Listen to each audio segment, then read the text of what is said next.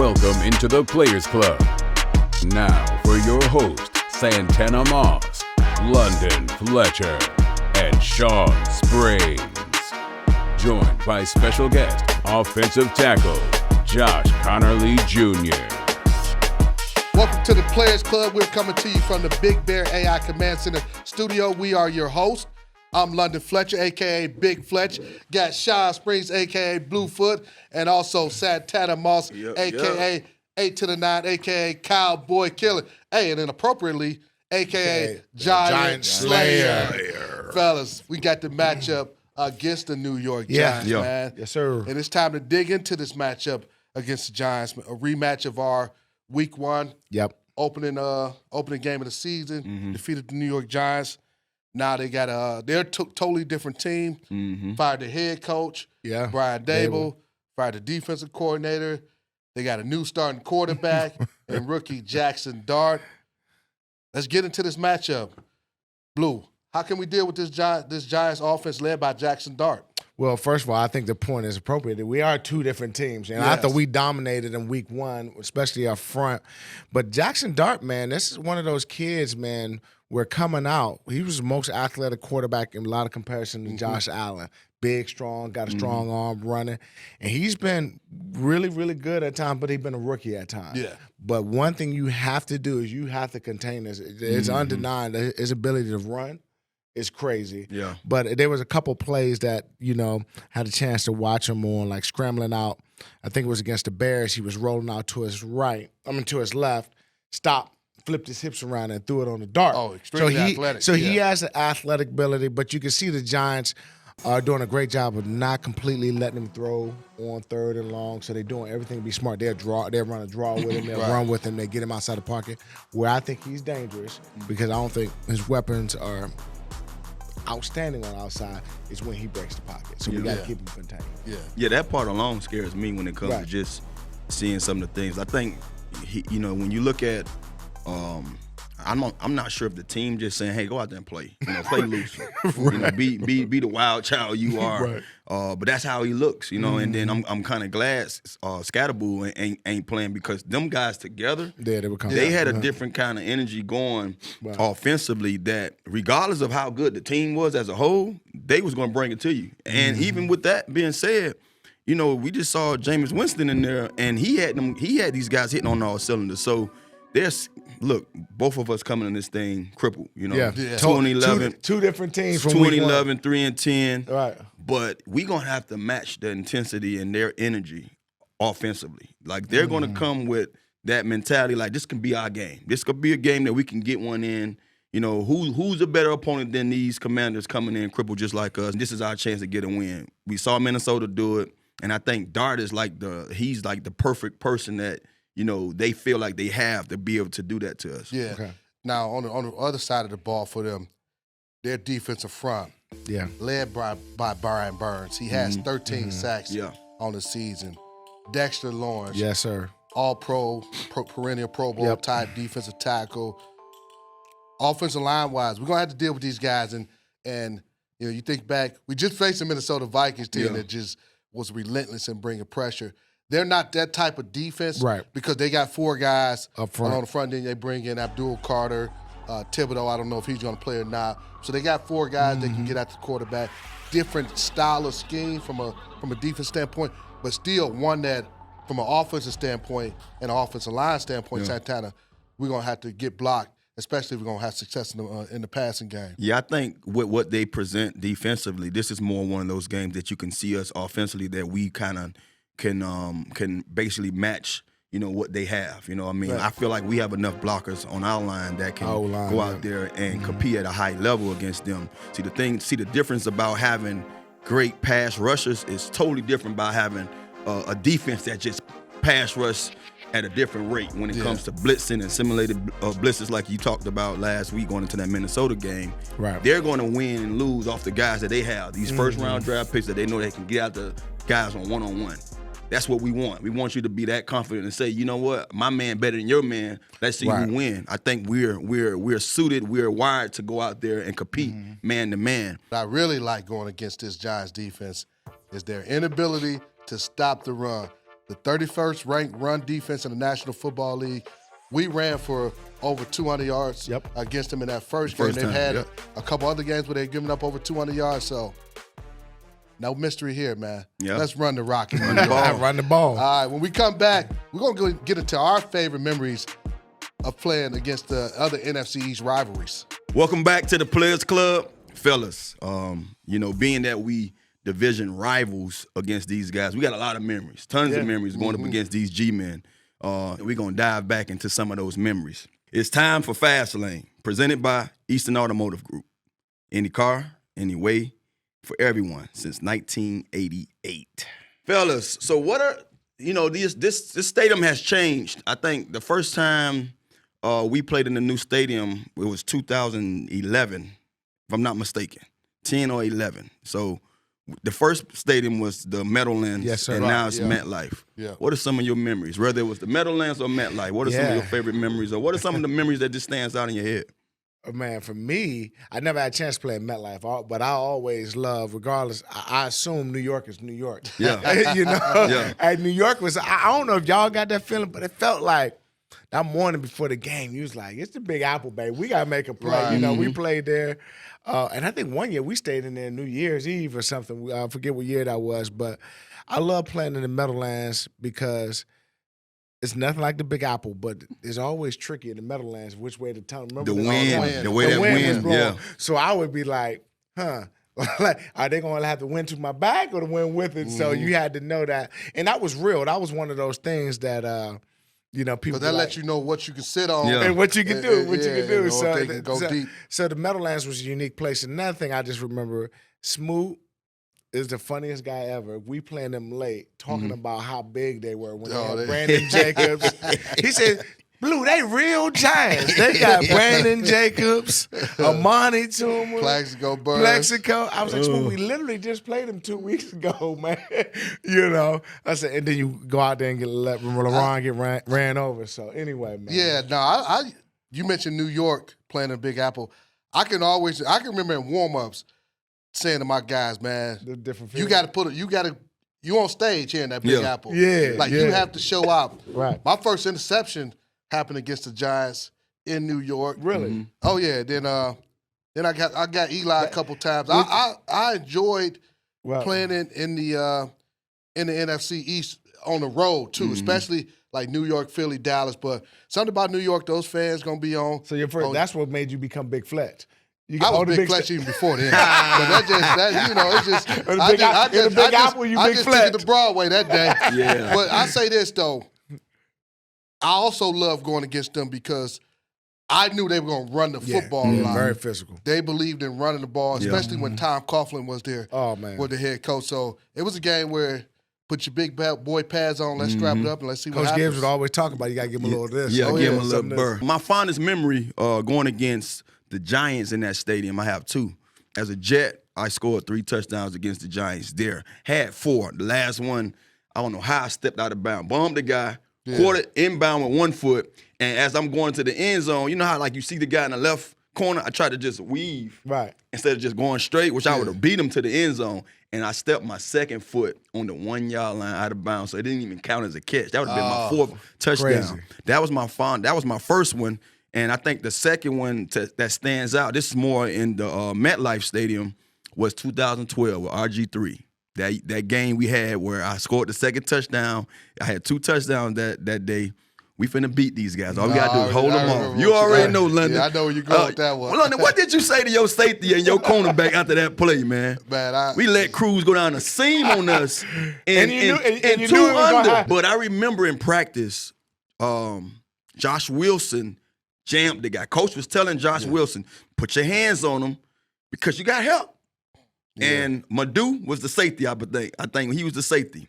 40, what his name was? I forgot what number he wore. But, man, it just, that's my fondest memory, losing to them there. The craziest thing after having a game that I had. So when we played the Falcons earlier this year, I went over to Keo Spike's house, and him and Victor Cruz did a show together. Yeah. So Vic was over at the house, we chopping it up, and I talked to him about that play. He's like, yeah, man, I saw that safety sitting flat-footed at 12 yards. He's like, man. He's like, threw Trust my me, hands bro. and threw my hands up. Touchdown. Yeah, he man. ran. He split the safety. It was that was a that good year. game. That was that year. He That was was to killing win the too. game. Yeah. He That was was to win killing the that game. year. That's he was doing a cha-cha on everybody. Yeah. Man. Yeah. Well, man, after this break, we got our guy, JCJ. Welcome back into the Players Club. As promised, we got Josh Conerly Jr. joining us on the show. Josh, we appreciate you being here. Yeah, man. appreciate y'all letting me on. Fella. Appreciate y'all All right. letting me on, man. Josh, you've had an opportunity. You played 13 games so far during your rookie season. What has this season kind of taught you thus far?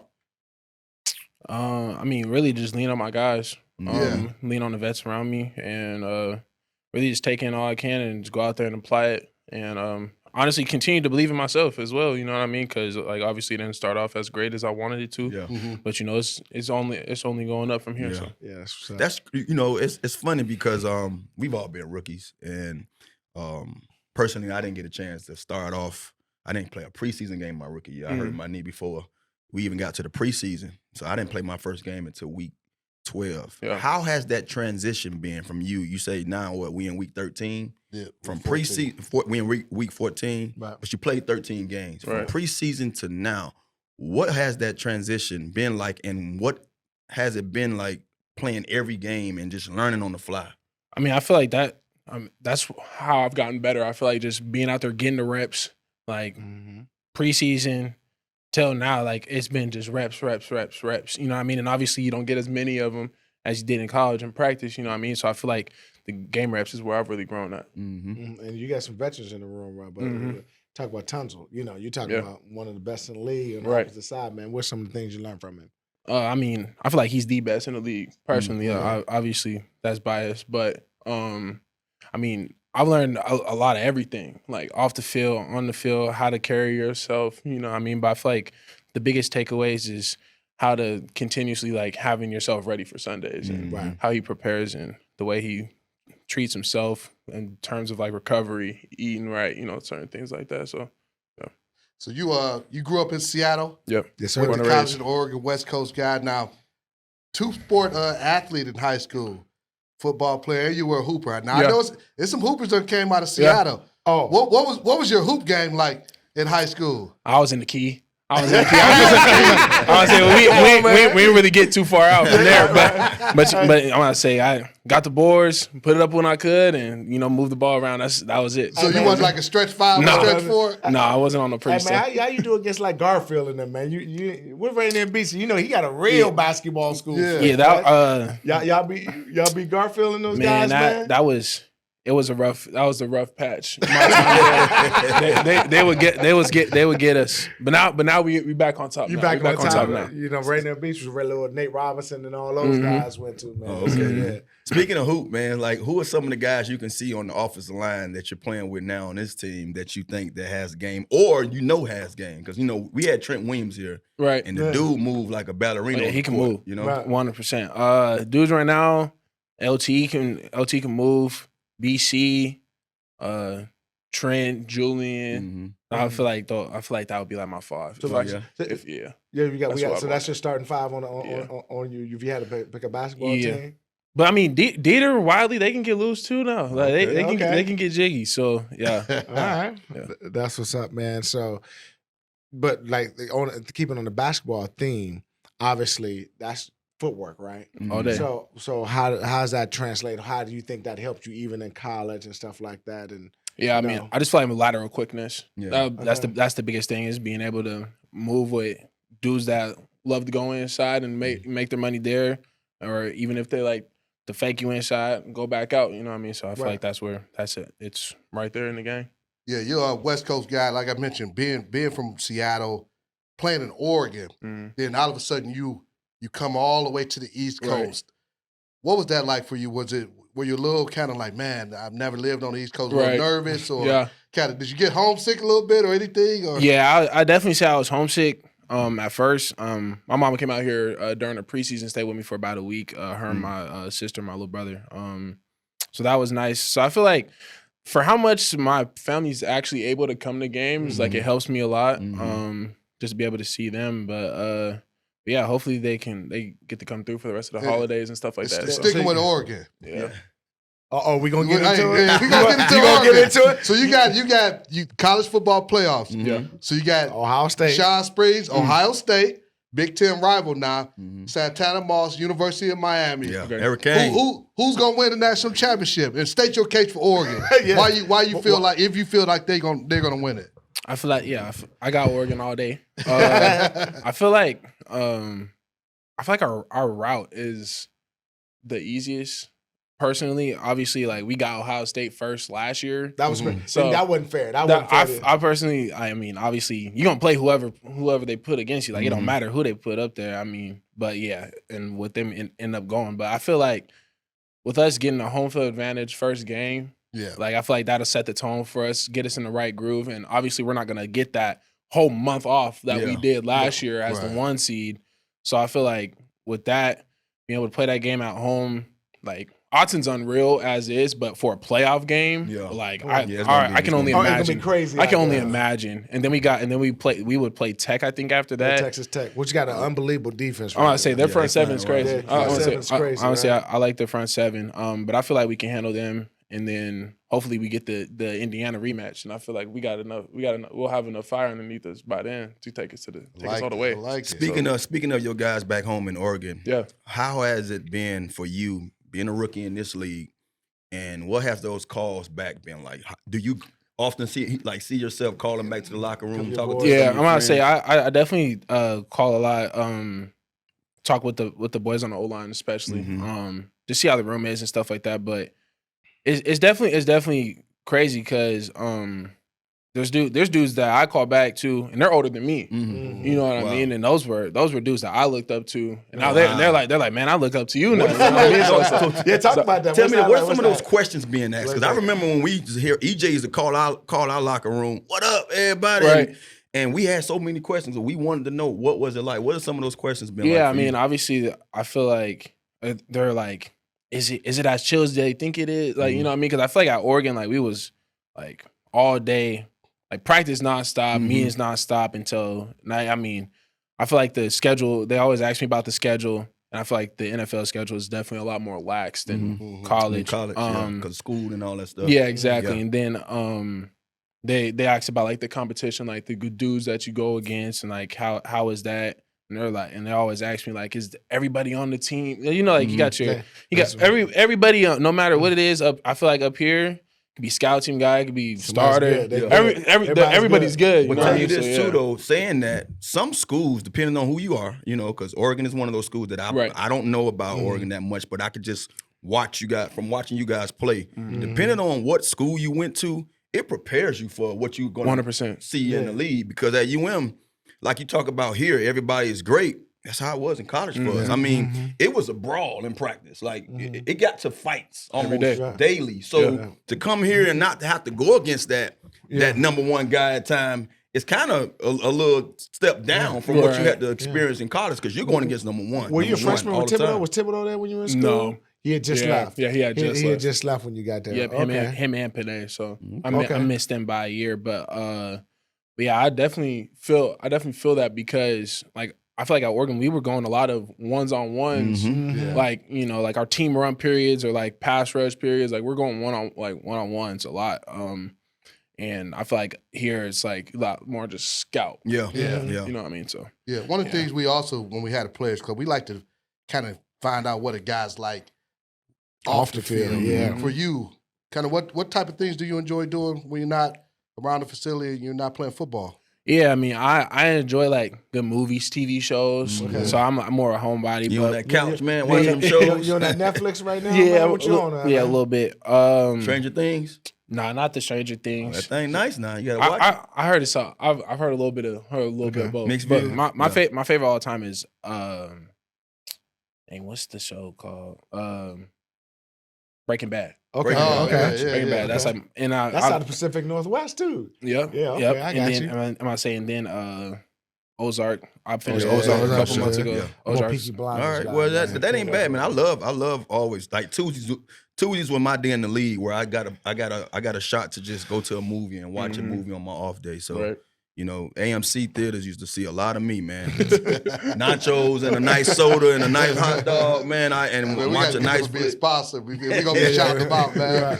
But Josh, man, we appreciate you joining us on the show.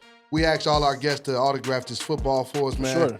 We appreciate you, man. Thanks for coming out, man. And appreciate y'all. Finish strong, buddy. Yeah. So that'll do it for this episode of the Players Club. We'll see you next week, same time. Players Club was filmed at Big Bear AI Command Center Studio. Big Bear AI offers mission-ready AI for a rapidly evolving world, proudly protecting the Washington Commanders and its fans.